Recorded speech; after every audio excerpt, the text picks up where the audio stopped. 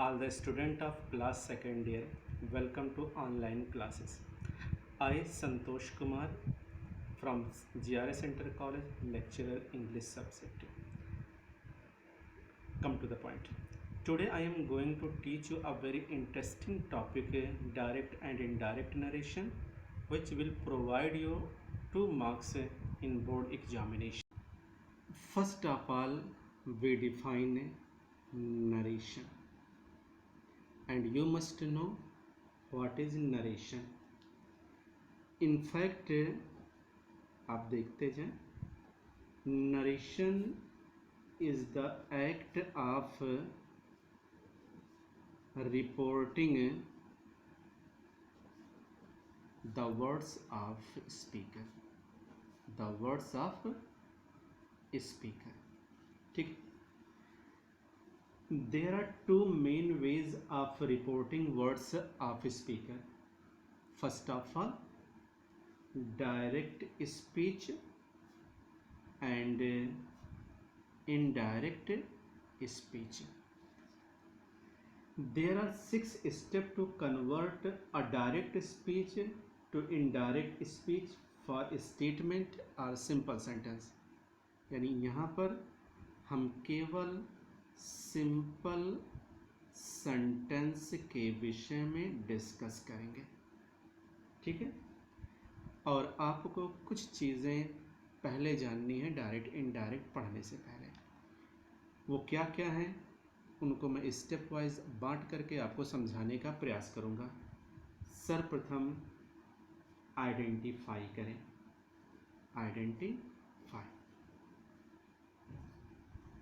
in direct narration, this is the most important step. यानी पहचानना ही सबसे पहला और महत्वपूर्ण स्टेप है, एंड यू नीड टू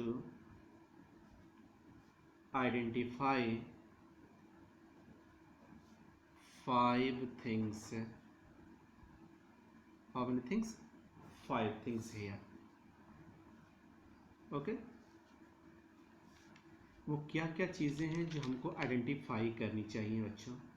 पहला है सब्जेक्ट, फिर object and reporting verb as well as report speech यानी RS।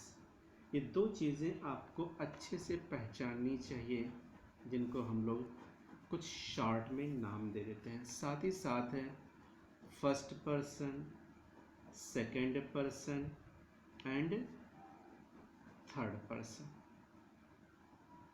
ये हम लोगों ने क्लास में फर्स्ट ईयर में डिस्कस भी खुद किया है। हमको इतनी चीज़ें हर हाल में पहचाननी चाहिए कि सब्जेक्ट क्या है, ऑब्जेक्ट क्या है, रिपोर्टिंग वर्ब क्या है, RS क्या है, फर्स्ट पर्सन क्या है, ये सब हमको अच्छे से पहचानना चाहिए। दूसरी चीज़ें हैं चेंज ऑफ रिपोर्टिंग वर्ब, जिसको शॉर्ट में हम RV लिख दे रहे हैं। Reporting verb will change in following way. Writing समझ में आ रही है ना बच्चों? फर्स्ट सेड टू, ध्यान रखना, said to will be converted to told.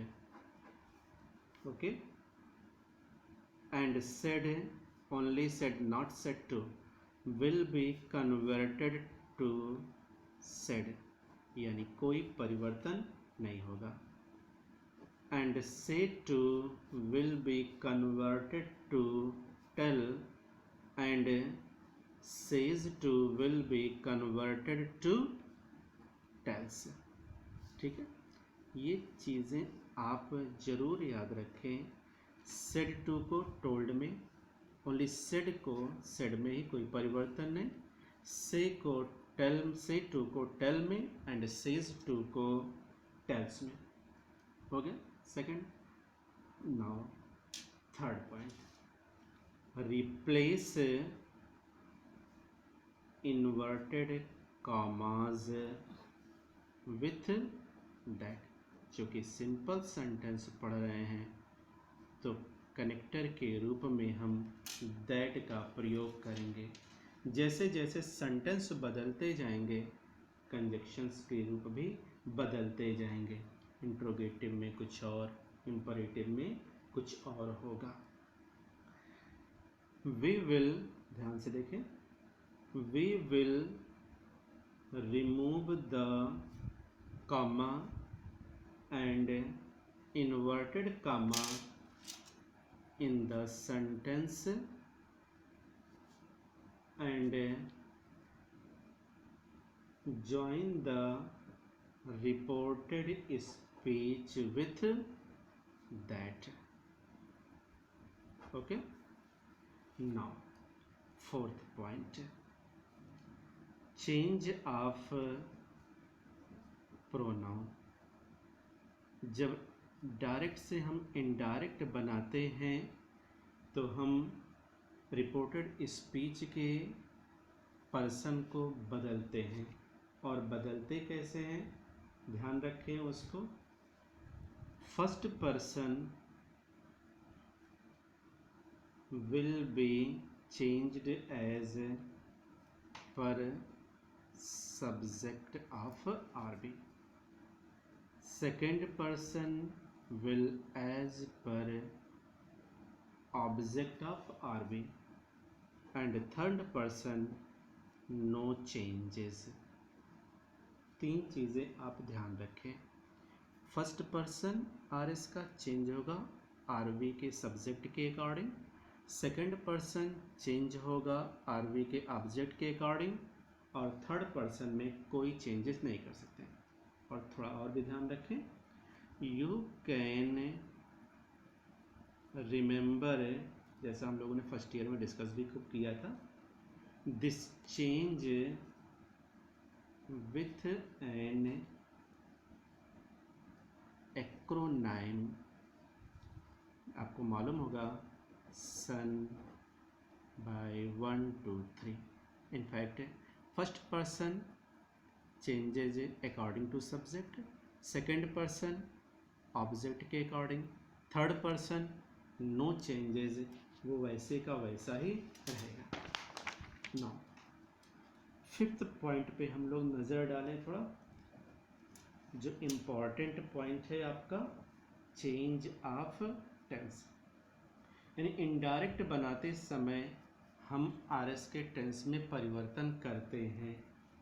और it will happen when reporting verb is in past form and the reported speech is not a universal truth or any type of habit।